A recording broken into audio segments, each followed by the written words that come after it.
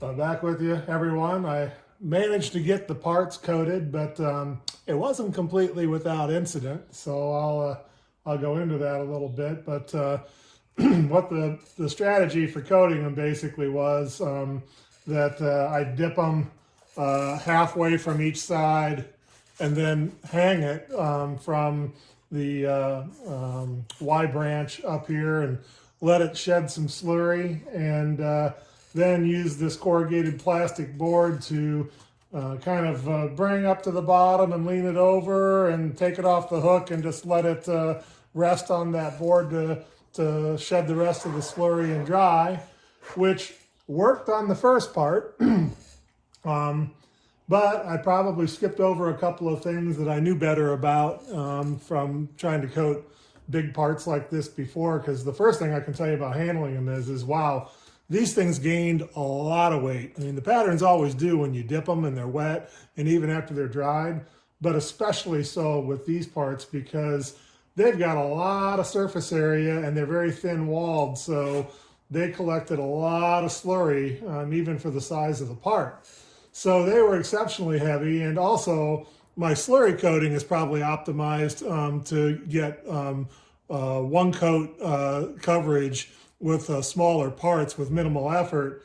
For big parts like this, I'd probably be way better off thinning it out more, and even if it took 2 coats, just because, I don't know, I've never weighed it when it's completely wet, but I mean, it's pounds. It's easy. It might be 10 pounds, onto a polystyrene part that feels like a feather in your hand. But on the second one, I actually broke the part when I was trying to hang it, and I broke the part right here at the first Y, and that caused the pattern then to promptly fall into the vat and fall over against the side of the vat. So at that point, I had quite a mess because I've got a pattern that's completely coated in slurry, sitting half submerged in the vat with a small dent in one side of it, and no way to hang it or really handle it. So I scrambled a bit, and in that scramble, I basically just took and cleaned the slurry off the broken part, cleaned it off the surfaces where it broke, and then took compressed air, and the compressed air was very good at blowing out any remaining slurry that was in the kind of the beaded textured surface of where it was broken. And after I got them good and clean, I just, with it sitting there in the vat still, I just hot glued this part back on. And I was able then to get it vertical and hanging and get most of the slurry off of it, and then use the same corrugated plastic board to transition it to horizontal, which is still had a ton of slurry on it, and I had big puddles on the board and whatnot, but at least I had the part coated and not destroyed.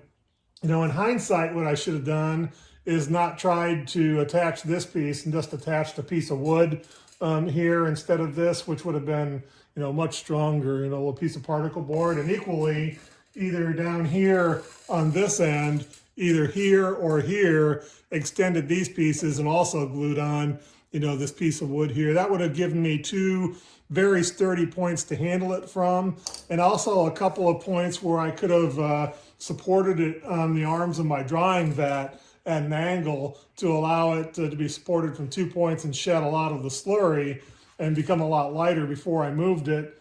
I guess hindsight's perfect on bigger parts. I won't be taking shortcuts on that. But I did scramble, and I decided to go ahead and touch up the little area that was damaged, which was it was actually right here. It was about 1 square inch, and maybe, I don't know, at the deepest point, it was probably a 1/16 of an inch. So I just took a putty knife and used the putty knife while it was sitting, on its drying legs to pull the coating off of it, get it bare, use a little compressed air in the location of where the small dent was, and then heated that same putty knife and used a little wax to fill the dent. And it actually, patched very easily and very well.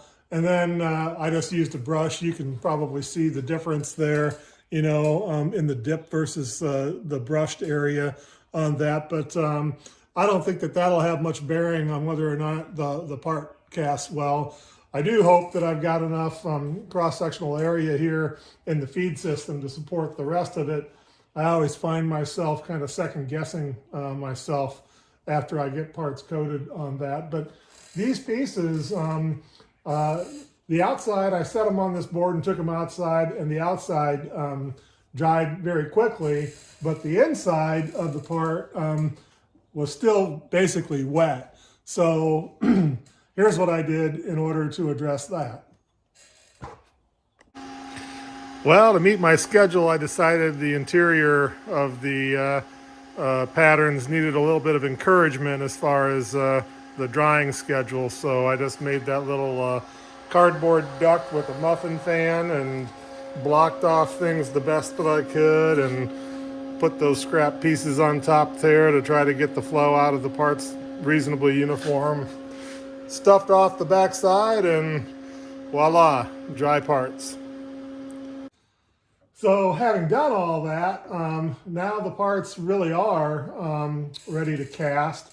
It's going to be a fair endeavor for me because these pieces, by the time I put the sprue on and add my large pouring cup to the top of it, it'll be from the top of the pouring cup, you know, up here, all the way down to the bottom of the part. It'll be 40 inches. And you can probably, I guess you can't see my large pouring rig sitting in the background, but it's there. It's a 30-gallon barrel, and I'll have to put 2 extensions on it.